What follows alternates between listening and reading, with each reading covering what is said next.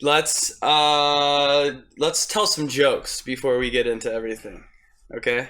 I don't have a joke. Yeah, I know. I don't remember any jokes. I was hoping you guys do. Why would you bring that up? No, I just thought it would be like a good way to start. Like if we had a joke. One of us had a joke. Matthew, do you have a joke? I don't. My life? Your life? How was your nap? It was long. I slept from 9 to 4, so... Video games are good. Evo this weekend. TSM is destroying people. Liquid lost, yeah? Literally just now in League. They just lost? Is it 2-0? Yeah. Sweet. Okay. We are... Trim the fat. Whoa, you gotta move that away from the mic, you silly guy. Silly. Disney is entering the esports and video game world even more now. Yes. Okay. How are they doing that? What ways have they done that? Well, they're currently broadcasting Evo, Smash 4 championships, and Street Fighter 5 championships on Disney XD, the cable channel. So my 7-year-old son is watching our DirecTV cable. He changes to Disney Channel, and he can watch Evo. Yes. And they're streaming Smash 4, correct? Right now, yes. Well, this year, Disney XD is only showing Smash Bros., right? No, they're showing Street Fighter. Oh. Yeah, they're also doing Street Fighter 5. What? Yeah. That's the two biggest games at Evo they're showing on the channel. There's this whole funny Reddit conspiracy theory that Disney is plotting to own esports in the future. They're taking the steps towards like doing partnerships with Nintendo, who also wants to get the esports scene. They're doing they bought out they own part of Riot, their streaming platform or how they stream, and now they're trying to buy into Team Liquid. Like are they going to use Liquid as their esports team eventually, right? And then use what they own part of League of Legends and use what they own part of like trying to establish their own D23 or whatever Disney's trying to do for their video game esports. Are they going to eventually move in and become like the cable television? Because ESPN does it, right? You know, we have esports on ESPN. Which Disney owns.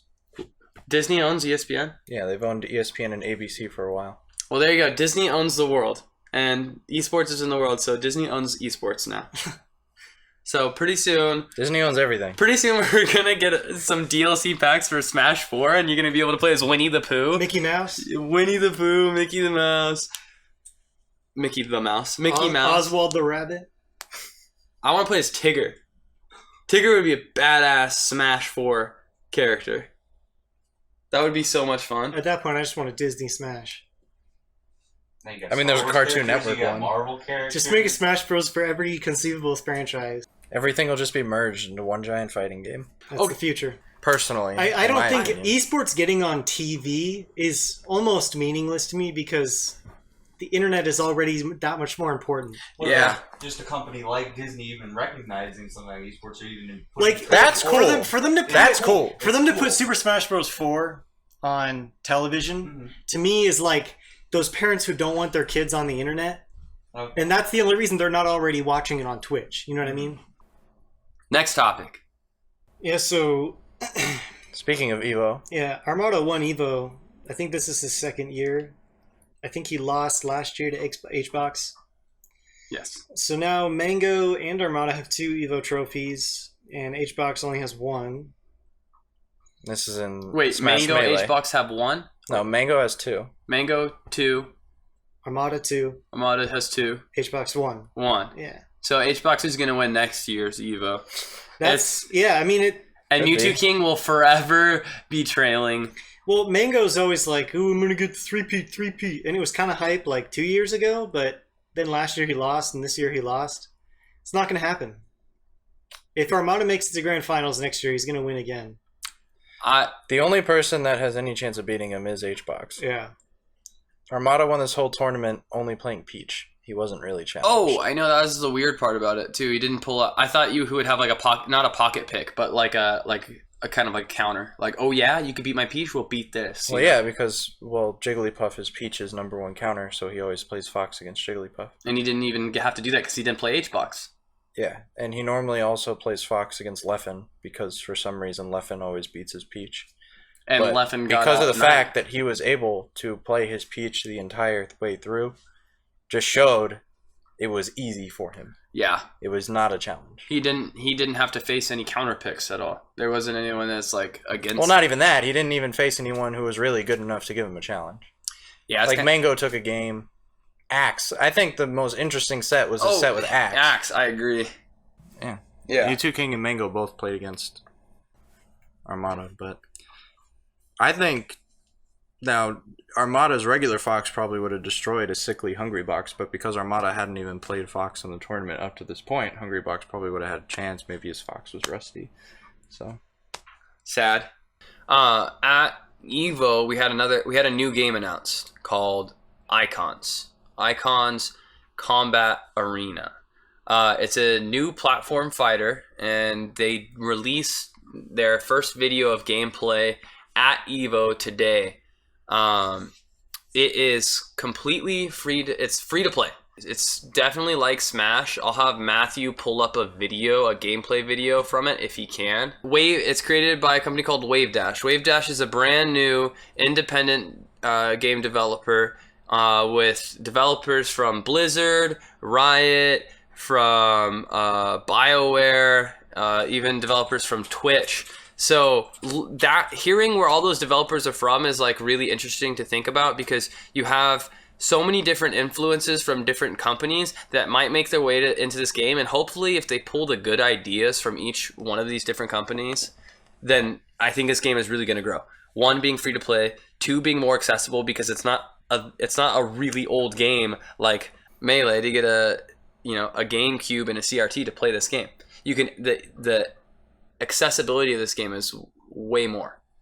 It kind of reminds me of Rivals of Aether, which is that a little bit more like 8-bit style or 16-bit style game that's exactly like this, or at least it's styled like Smash Bros. Same types of stages, same types of moves and whatnot. But this looks like it's trying to be a lot more like Smash and keeping a lot of the same mechanics. Like all of these, that was Marth. All of these that moves, was literally just Marth. Yeah, they did a Ken combo. All the That's moves ridiculous. that you see in this trailer look like they're recycled from Smash, even though they may be mixed up from character to character. Yeah. Okay. So that could be said, right? I also don't see a shield, and I don't know if that means they don't know how to shield or they're just not using. Oh, the shield mechanic is gone. Oh, did you notice that shot right there? Yeah. He ricocheted it. He aimed it off. Wow, that was skill shot right there. Replay that video. What? Replay? Yeah. Go ahead and replay it. Okay.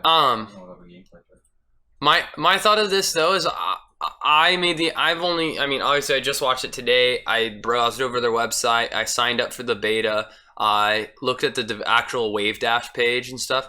And in my mind, this game has a huge potential. Smash is fun for so many reasons. Because of obviously the hardcore like fan base to all those characters, right?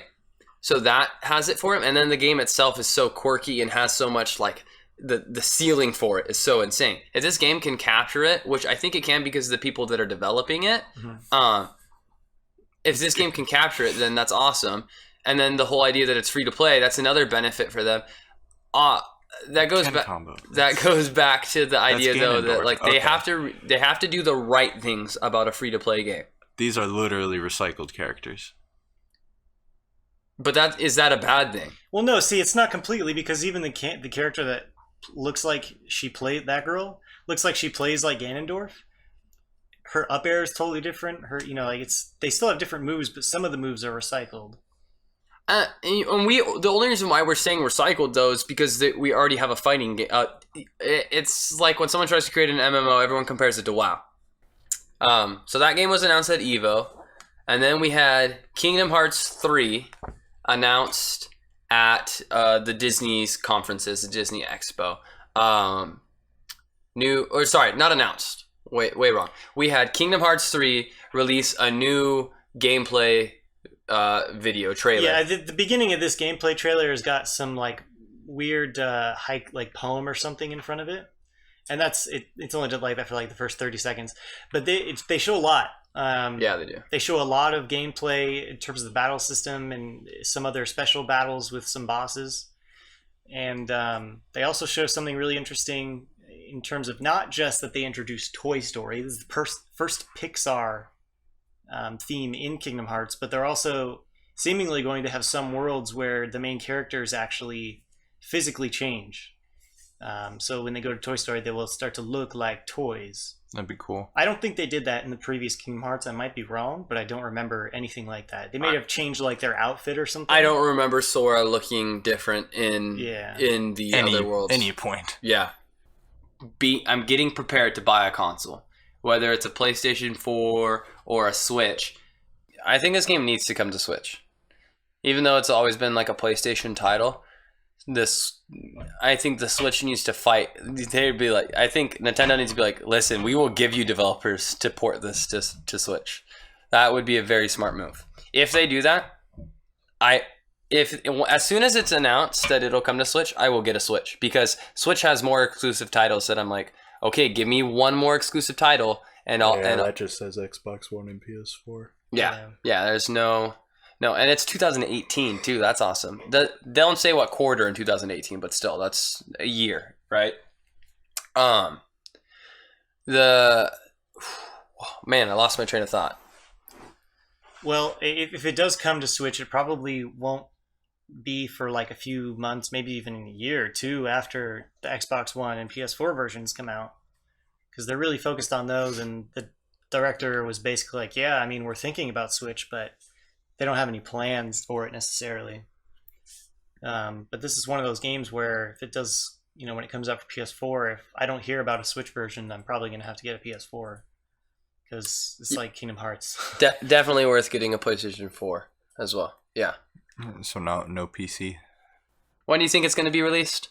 You think it'll be released Probably end of summer. 2018 or summer? Probably shortly after E3 next year. I think it will get delayed. There's a decent chance. Yeah, I of think that it'll too. get delayed. That would make sense, considering how we haven't seen much media from it. Considering how it's been like over a decade since the last main Kingdom Hearts game. Yeah. I just wouldn't surprise me if it's delayed. Move on to our next topic. Zynga. What game did they make? I'm trying to think about. A bunch of those like word puzzle, draw me. They're focused on mobile games, right? Yeah, all those mobile games that people were playing like years ago. And all the still Facebook playing. games. Yeah. Yeah, all the mobsters and the games where you like, yeah. So Zynga, popular mobile game developer, decides to do something really silly. They made their DLC for a vehicle in their game called CSR 2. They made that DLC, which is like a Fast and Furious car. They made the price for it random. So my notes here say literally WTF. What the hell are you thinking? People, I didn't even know about this game, and I'm pissed off about this. This is really stupid. What kind of sham are you running here, Zynga? I wonder if anybody's picked up the game because of the news cycle. I've certainly never heard. I still don't know the name of this game, and I don't really care. It's a game focused on tuning your vehicle and shifting at the correct time and running it down a track as fast as you can. Okay. This is a new car with certain stats and stuff that you can get for either $4.99, $14.99, or guess what? Some people even had to purchase it for $34.99. $35 for this freaking car, and some people are getting it for $5, and you're telling me it's a test? What's the test? Whether I'm stupid or not, or you can freaking pull one over on me? Like, that is ridiculous. The only part of the test, the only part of that test that I would understand is if they're gauging to see what people are willing to pay for certain items. That's the only valuable thing I could see coming from it. There's a reasonable way to do that. You release it at a high price point and lower it until you get to where you get the amount of purchases that you want. Yep. That's what you do. You don't go in, you don't get 100 customers in your store that sells flip-flops and tell the first guy, you can get this for $5. Until the second guy, you can get this for $10. Until the third guy, you can get this for $2. Just keep going up until they say no. Okay, But that would be the reasonable way, right? 5, 10, 15, 20. No, randomly, you're just, randomly going to assess. And the other thing, he's like, it was at random, right? So who's to say this? One, not targeted, right? Targeted price points. But why would you wouldn't do that? You wouldn't get 100 people into your store and tell them all different prices. And technically, because I don't see you buying the purchases on your phone, technically it's kind of secretive, right? But then people figure it out, buddies and friends figure it out and come together. So these 100 people in my stores are buying my flip-flops. Eventually one of them was like, dude, I got these things for $2. Isn't this a steal? What? You got those for $2? I paid $74 for these damn flip-flops. And then you're going to walk back in that store. Why the hell did my homie Jose get these for $2? I paid you $80 for these. What's going on? Oh, well, I was just, some people, I was like, hey, $2. Other people, I was like, hey, $80. I was just testing out what people would buy this for. Yeah. Nope, I'm returning this shit right now. Give me my money back. No refunds. No refunds, yeah. Yeah, that's Boycott Zynga. Exactly. They already took advantage of the Facebook games. Right? It definitely took advantage of it. Dude, you saw that on news sources all the time of like kids getting a hold of their parents' credit cards and stuff like that, which can be applied to anything. I've heard of my friends stealing it for RuneScape subscriptions. But, that's $4.99, right? Once a month. Okay, not as bad as a kid making $800 worth of microtransactions in a frickin' Farmville. Like, that's ridiculous. Why it's so scammy. It's a scumbag of people running these situations. So, Conclusion is do not play any more Zynga games. Boycott them, run them out of business, find them where they live, and throw eggs at their house. Yep, cool. Transition to throwing eggs, shooting guns, lasers out of guns, Battlefront 2. Yep. We got new story details this week from the Star Wars panel at the Disney Expo. I still don't know what to call it. Is it D23? What does it 23 stand for? D23. What does that stand for?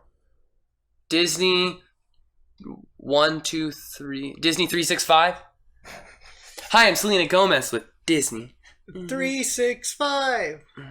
I'm drawing the Mickey Mouse thing.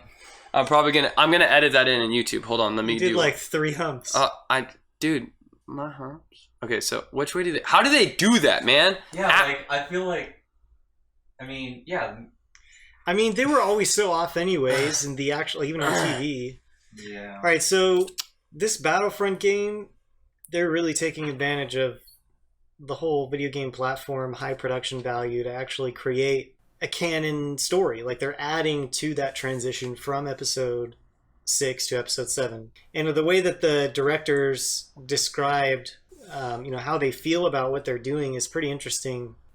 Like from the perspective of the Imperials, like a specific group of Imperials, right after the Death Star was destroyed, and the Darth Vader and the Emperor were killed, what does that leave?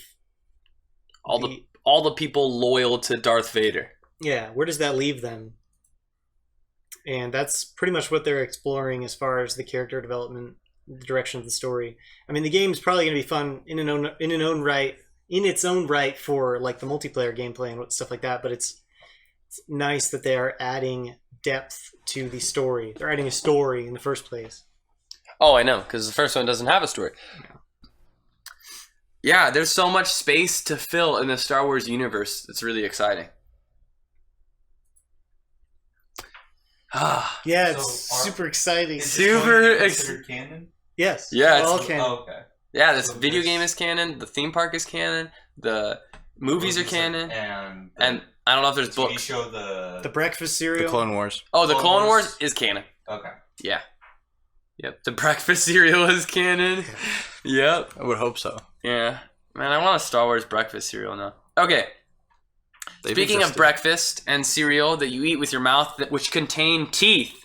And mouse have teeth too. Exactly. Yep. Well, I was going to... Tooth. Oh, there you go. Tooth and tail. Yep. Hey! A real-time strategy game, which is distilled. This game, okay, the reason why I added this to our topics. I loved Age of Empires 2. My dad and I played Age of Empires 2 on PC together. I used to sit by his side and watch him play like whole matches for hours. And then he'd be like, oh, I got to do adult stuff. Here you go. And then I'd sit and in my little 6-year-old, 7-year-old brain just like randomly lose the campaigns, but just so much fun. Just good childhood memories. This game gives me those feelings when I watch it. I'm like, oh, this is cute. This is cute Age of Empires. I want to show my dad this. Maybe he'd get into this. Very thematic. The whole storyline behind it is there's these animals are eating meat now, right? They're eating each other. All the animals are eating each other. There are 4 different factions controlling for power, and you're trying to like stake your claim. Like, no, why do you get to eat me? I get to eat you. It's optimized for controllers, so that's kind of cool to think about an RTS being focused on controllers. I think Diablo did a really good job with controllers. Ruse. Ruse? RUSE. Oh, Ian, your brother played that a ton. Yeah, I played a shit ton of that. I don't remember. It was one of the best strategy games I've ever played. I played it on PS3. Oh, is that the one with like The engine was like super optimized. You could like zoom out like in space and then zoom back in like on someone's face. Oh. Yeah, really quickly. that. That's so it's PlayStation 4, Steam, and Good Old Games, and it will go. It's in alpha right now. You can watch the developers stream it on Twitch. They stream their like developer blogs and stuff like that. It's containing single player storyline, online competitive play, even split screen. It has replays and other stuff as well. There's a lot of features, and it's not just sit down and play an online match. Oh yeah, you're not this omniscient controller. Yeah. You're a unit down on the field, kind of thing. Maybe let me do an announcement real quick. So, I think this is something that like I want to keep it open. You're pregnant. 6 months. I want to keep it open because we've discussed it, but I want to also have like on the record and let if anyone's watching and YouTube has opinions, they can talk about this. So I'll put this in the YouTube video. This is our 1 month, right? Awesome. We've made it 1 month. Cool. We're continuing this. This is awesome. I'm having a lot of fun doing it. I've kind of like come back and I do a lot of the designing for Trim the Fat, and I've said like I don't think this design, this layout, the branding, the even things down to like the font and the color palette, stuff like that, I don't think it's gonna last. I don't think it's gonna stick. I don't think it really represents our personalities, what we do, how we want to do things. So, and this next week, I'm going to be sitting down with the homies here, and we're going to be breaking down how we want it to look kind of together. And we kind of have a general idea, but we're going to be rebranding really quick. It's not going to be something that's going to be like, oh, crazy, change our name. We're not Trim the Fat anymore. Trim the Fat is us. We're trimming the fat. But we're going to redo stuff on our Twitch page, on our YouTube, and get it all beautiful. I want things to be beautiful to the point where it's like, man, this is what we look like. Right now, this is not what we look. I kind of can get a sense of what we feel like, but I want to get a sense of what we look like. So that's some news. If you have any opinions when I set this video up on YouTube, comment them. Go ahead. Say, hey, you're ugly. Wear a different color shirt. Hey, I think you should really do purple. I love this font. Maybe if you put a burger icon in the corner, like stuff like that. Even silliest things ever. Just opinions matter to us. Like what you guys think matters to us a lot. Not so much that I go home and cry at night, but enough that I think about it. Yeah. Okay. Other than that, let's wrap it up. Let's close it up. Thank you guys. Had fun. You got to go. Don't clap in front of the mic. Sorry. Okay, let me wrap it up. Thank you for watching. This was Trim the Fat. If you liked it and you're watching this video on YouTube, not on the Twitch live stream, go ahead and jump over to our Twitch live stream. Hit follow. We're really trying to grow and expand, have fun with you guys, establish a loving community where we can make fun of each other. And that's a goal. Also, follow our Twitter where you can get updates on when we're going live and any new updates that we have on our blog, which is trimthefattv.wordpress.com, or our Facebook, where Facebook is for grandma, so I don't really want to use it, but I'm using it because I don't want to be narrow-minded. And then one more thing. Twitch? No, that's it. Twitch, Twitter, Facebook, YouTube.